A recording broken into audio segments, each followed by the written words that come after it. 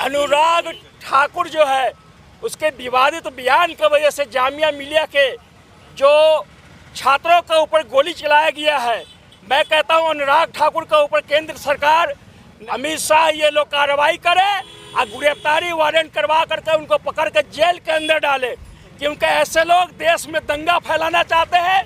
आपसी भाईचारा के लिए ऐसे लोगों का बयान कैंसर का काम करता है।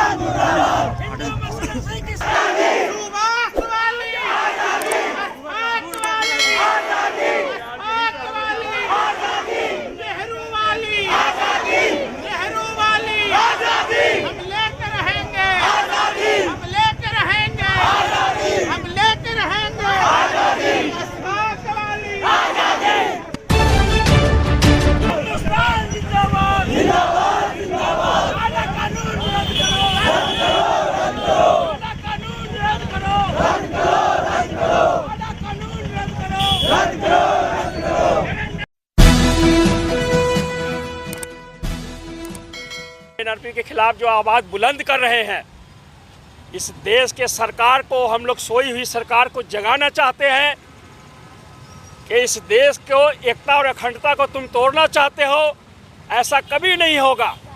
इस देश के हिंदू मुस्लिम सिख ईसाई आपस में सब भाई भाई है और मोहब्बत के ऐसी डोर से बंधे हुए हैं कि जिसे दुनिया की कोई भी तलवार तोड़ नहीं सकते हैं। अंग्रेजों ने इस मुल्क पे 250 साल राज किया और अंग्रेजों ने जो है आपसी भाईचारा को तोड़ने में नाकाम हो गए। जब गोरे नाकाम हो गए तो ये चोरों का नाकाम होने में कोई देरी नहीं है।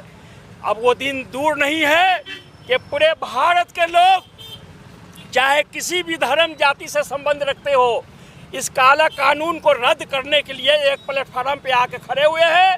और जब तक ये सरकार इस कानून को रद्द नहीं करेगी, हम लोग चैन से सोने वाले नहीं है।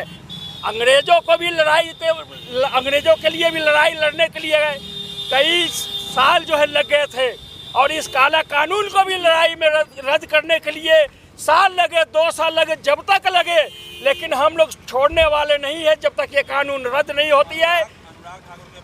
अनुराग ठाकुर जो है उसके विवादित बयान की वजह से जामिया मिलिया के जो छात्रों के ऊपर गोली चलाया गया है, मैं कहता हूं अनुराग ठाकुर के ऊपर केंद्र सरकार नरेंद्र मोदी जी अमित शाह ये लोग कार्रवाई करे और गिरफ्तारी वारंट करवा करके उनको पकड़ के जेल के अंदर डाले, क्योंकि ऐसे लोग देश में दंगा फैलाना चाहते हैं। आपसी भाईचारा के लिए ऐसे लोगों का बयान कैंसर का काम करता है। लेकिन दिल्ली पुलिस की भी बर्बरता के ऊपर मैं सवाल खड़ा करता हूं कि उसने भी जो किया है वो अच्छी काम नहीं की है। उन लोगों के साथ में रल मिलकर के दिल्ली पुलिस भी जो है कठपुतली बन के नाच रही है। आज जुमे की नमाज के बाद जो है मस्जिद के तमाम मुसलमान यहाँ इकट्ठा हुए, जमा हुए। आज का जो हमारा ये प्रदर्शन है वो इसलिए है और तमाम मुसलमान इकट्ठा हो करके प्रदर्शन किया, अमित शाह के पुतले को जलाया, अपनी दुख का इजहार किया और इस सरकार की निंदा की कि कल जो जामे मिल्लिया में वहाँ के स्टूडेंट के ऊपर गोली चलाई गई, ये बात सही नहीं है। हमारी सरकार देश में अमन फैलाने के बजाय देश में गुंडागर्दी फैला रही है। बीजेपी के मंत्री अनुराग ठाकुर का बयान जो आज से 4 दिन पहले आया कि देश के गद्दारों को गोली मारो सालों को, उसका रिजल्ट कल नज़र आ गया। कल जो है 30 जनवरी 2020 को गांधी जी की बरसी थी। उस बरसी के ऊपर जामिया मिल्लिया के स्टूडेंट श्रद्धांजलि पेश करने के लिए राजघाट तक का रैली निकाल रहे थे। इस शांतिपूर्वक रैली के ऊपर एक आरएसएस का गुंडा आकर के वहाँ के स्टूडेंट के ऊपर गोली चलाता है और दिल्ली पुलिस तमाशा बन करके वहाँ पर खड़ी हुई हाथ पे हाथ रख करके देख रही है। ये ऐसा क्यों हो रहा है? ये इस देश की सरकार करवा रही है। देश का मंत्री इस तरह का जब भाषण देगा चुनावी रैली के अंदर, अमित शाह खुद कह रहे हैं रैली के अंदर कि 8 तारीख को ऐसा बटन दबाओ कि इसका करंट शाहीन बाग के अंदर जाए। हमें ये समझ में नहीं आ रहा कि ये लोग देश चला रहे हैं कि इस देश के अंदर गुंडागर्दी कर रहे हैं। कोई देश के आवाम को चुनौती दे रहा है, कोई धमकी दे रहा है और कोई गोली मारने की बातें कर रहा है। ये देश लोकतंत्र का देश है, यहाँ ये गुंडागर्दी नहीं चल सकती है। मैं आपके माध्यम से सरकार को ये आगाह करना चाहता हूँ कि आप अभी भी वक्त है, संभल जाइए।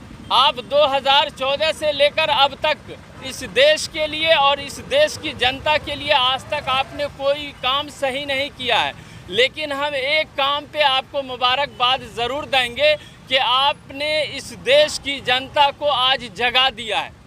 आज देश की तमाम जनता फिर से जाग उठी है और एक प्लेटफार्म पर जमा हो चुकी है। आज देश का गृह मंत्री कहता है कि हम सीए से 1 इंच पीछे नहीं हटेंगे। मैं उनसे कहना चाहता हूं कि आप बहुत अच्छा कह रहे हैं, आप 1 इंच पीछे मत हटिए, क्योंकि 1 इंच के पीछे बहुत बड़ी खाई है। अगर आप पीछे हट गए तो बहुत बड़ी खाई में गिर जाएंगे। लेकिन हमारे देश की सरकार को, हमारे मुख्यमंत्री को, गृह मंत्री को शायद ये मालूम नहीं है, शायद ये याद नहीं है कि जब देश की जनता आंदोलन पर उतर आती है तो उन्हें गोरखे को भागने में इस देश से टाइम नहीं लगा था।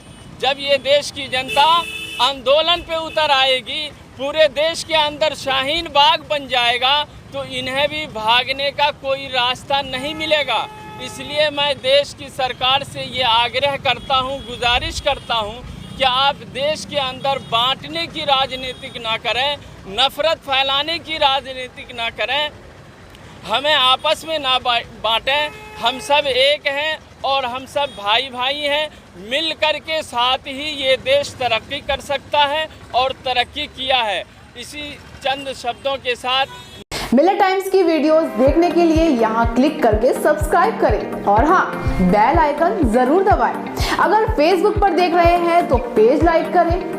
ताज़ा तरीन खबरों और मज़ामीन के लिए विजिट करें हमारी वेबसाइट www.millettimes.com।